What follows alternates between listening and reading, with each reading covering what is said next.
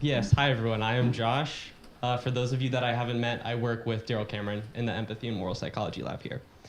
And today I'm going to be presenting some of our work, our recent ongoing work, alongside Mickey Inslicht from University of Toronto on AI empathy. And I'm going to start out with a very brief framing example to make the concept of AI empathy a little bit more concrete. So picture that you just submitted a paper and you just recently heard back and it was rejected. You feel sad about this. It's kind of fresh. You don't want to talk to a person. You're maybe a little embarrassed too. But so you turn to ChatGPT and you go, "Dear ChatGPT, my paper just got rejected and I'd like some support." And so ChatGPT says back to you, "I can see how challenging this must be for you, and I'm here to support you through it." Now, this simple statement is actually pretty controversial in kind of the larger ethical debate surrounding AI empathy, because some read the statement and say immediately, well, it's not real empathy. It doesn't have an emotional experience such that it is matching your own affective state and sharing in it. It's not taking your perspective, because it doesn't have theory of mind in the same way that we do. It doesn't really care if you feel better. It doesn't have motivation to make you feel better. But then others push back and say, okay, but is that really the most important thing? Maybe the thing that matters more is just how it feels for the recipient. So if my paper is rejected and I read that ChatGPT is here to support me through it and I feel comforted by that, maybe that is the more important thing. And so this brings up the question then, how do people feel in response to these AI empathy? And it turns out pretty good, actually. AI empathy is rated consistently as more empathetic and actually superior on a number of metrics compared to human empathy. People feel more heard by it often, they feel more understood by it, and they feel that it more accurately touches on their real emotional experience, and they feel more connected to it as a responder than human empathy. But at the same time, people don't love knowing that it's AI. So if given an AI response told it's AI and a human response told it's human, people tend to rate the AI response better. But if I give you the same response and I just change the label, whether it's labeled as human or AI, people rate that same response with the human label as superior. And this has led to our kind of largest motivating question in this current line of research of when you have this push and pull of AI empathy, that the responses are good, but you don't like that it's from AI. Okay. Would people choose empathy from AI? So instead of just being assigned an empathy response and you rate it on a number of metrics and comparing the ratings of human and AI, what if you're just freely given the choice of do you want empathy from AI or empathy from a human? And this is what we did. We recruited 152 participants from Prolific. Each of them completed 20 of these choice trials where they're given the option for an empathy response from a human or empathy response from an AI. So at each trial, they read some vignette depicting a negative situation. So this one, you're on a hike with your significant other, had an engagement ring in your pocket, and at a beautiful overlook, you proposed marriage. Your significant other said that they cannot marry you and began crying. You sit on a rock and look at the ring. And so participants read these, 20 different ones of these, one for each trial. And they're instructed to visually imagine themselves in the situation, write about how they feel, 3 words describing their emotional experience just to kind of boost immersion of this. And then they're given the option. A response from ChatGPT or a response from a human. The AI responses were generated by GPT-4, 4.0, and the human responses were generated by undergraduate RAs in our lab. I'll say specifically, we got human empathy responses from a number of RAs. It wasn't one person representing human empathy entirely. So for every time people would choose the human option, for a specific vignette, there was a pool of 5 possible responses from 5 different human empathizers that they'd get a random one from. And that was to kind of hopefully wash out some of the different idiosyncrasies that people have with how they empathize and different skills with empathizing. So people get a response, I won't read the full thing, but I mean, you can skim it. It's like the joy and excitement you carry turned into this heavy, aching silence. I'm here with you, feeling how hard it must be to face this right now. And in case you're wondering, this is an AI response that may or may not be surprising to you, depending on your familiarity with ChatGPT. So they make the choice, they get the response, and then they rate the response on a number of metrics. They rate how empathetic it was, how compassionate it was, and then a few measures of their subjective response to it, that the response makes them feel comforted, cared for, validated, and connected to the responder. And again, they did this 20 times. So, what did people choose? And it turns out not AI empathy, actually. On the y-axis is just pooled across all people, the proportion of trials chosen. And about 57% of the trials, people chose human empathy. And compared to an a priori value of 0.5, indicating no preference between them, just picking them evenly, we see this significant, statistically significant human preference, and it is a large effect as well. And one alternate way of looking at this, this little table is saying that just over 61% of participants chose human the majority of the time. So 11 or more times. 11, some of them chose it 100% of trials, actually. A quarter of participants chose majority AI, that's a minority of participants, but that's not a small number. And then just under 14% went 50-50, whether that is no preference, whether that is they're conflicted because of that push and pull of AI responses, whether it's just because it's a binary choice and they alternated between the two is unclear. And we also looked at this in a multi-level context. ICC of 0.08, random intercept significantly improves model fit, suggesting that we need to model this nesting structure of choices nested within person, and that there's significant variation just between people and their choices. And the most interesting thing for this analysis then is we wanted to look at what are some person-level predictors, essentially, of choice. So what attributes of individual people predict their tendency to choose human or AI? And the first one was just a general attitude towards AI.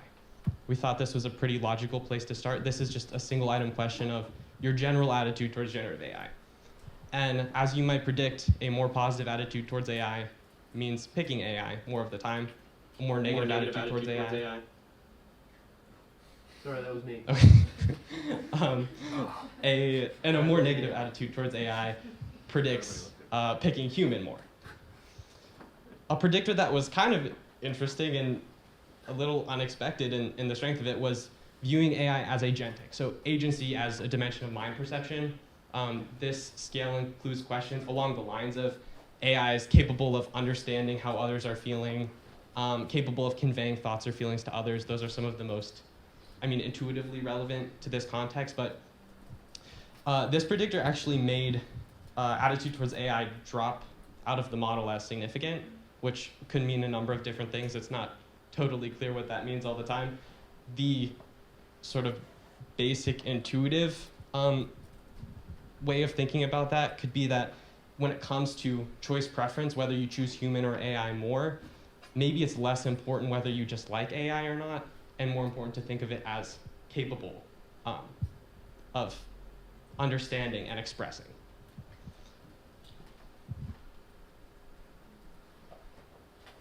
Okay, and so how does this choice difference then relate to the response ratings?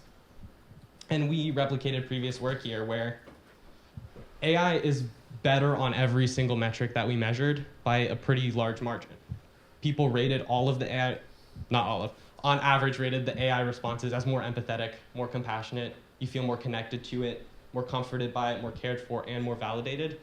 And as you can see, all of these effects are large. And in addition to this, it predicts choice. So the x-axis here is different scores. You can interpret it as the more positive or positive values on it indicate a a human preference in rating. So rating AI responses or human responses as higher than AI. Negative is rating AI responses as higher than human. And y-axis is proportion of choice.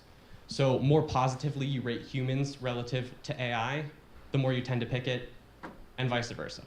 So the main thing to take away from this, it applies to, again, every metric we measured, is that these ratings predict choice, AI is rated higher, and yet people are still picking the human responses, which is somewhat curious. And again, we ran a multi-level analysis for this. ICC of 0.22 this time, significant random intercept, suggesting that we need to model the ratings being nested in people, significant variability between people in the ratings. And again, the response source significantly predicts the ratings here. So AI response is rated significantly higher. So nothing new there. But what is kind of interesting is, again, we see significant individual differences here in the relationship between source and rating. In a multi-level context, that is, we have a significant random slope, such that some people, the strength of that relationship between whether it's a human or AI in the response rating varies. Some people like the AI response is a lot better. Some like the human response is better. Some don't have any rating difference. But still, overall, the AI responses are better. And similar to the choice question, we're curious just about what are some of these, again, individual level predictors that can predict that difference in effect of response source. We kind of went the same route of at first thought, okay, AI attitudes is logical. This is actually only marginally significant, kind of interesting, but again, we saw perceived agency highlighted as a really important predictor here, where it held up for all of them.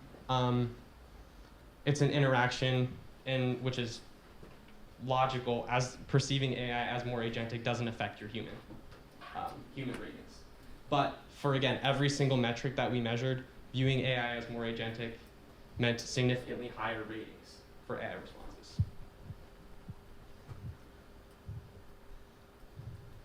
So the general conclusion to take away from this, the overall story.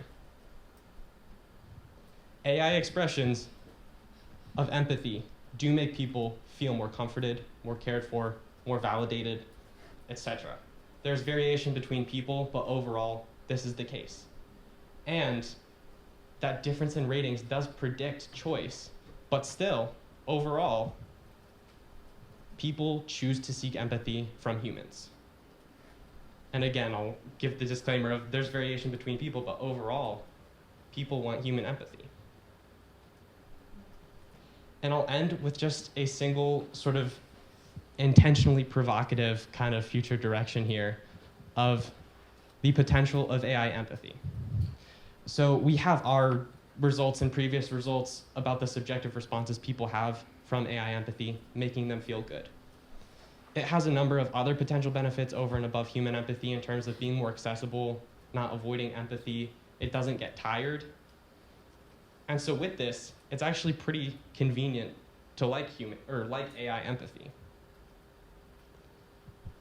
And that makes us wonder, is there something we could target as an intervention to encourage people to utilize AI empathy more, to kind of reap the potential rewards of AI empathy? And now it's part of a larger ethical question of, is that desirable? Because there's a lot of reasons to be cautious about that. But the research shows that there are those clear benefits in terms of feeling comforted and cared for.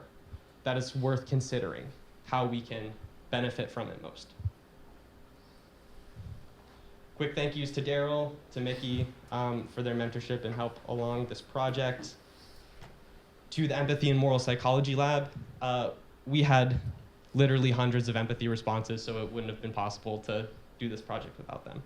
And thank you all for listening.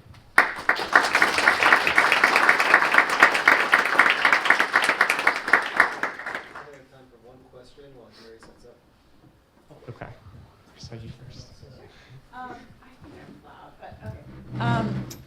I'm curious whether people have a kind of ambivalence. So you ask about good things about the AI responses. You could ask some bad things about them, like just skimming through it. It's like, they're kind of cringy, they're like a little intense. And so I wonder if people feel like the empathic responses are both more empathic but also more weird, and that like ambivalence is important to their reluctance in some way. Yeah, that's a great point, and definitely a future direction to take. We have some every 10 trials there were these block level open-ended questions that the RAs have actually been helping going through and categorizing.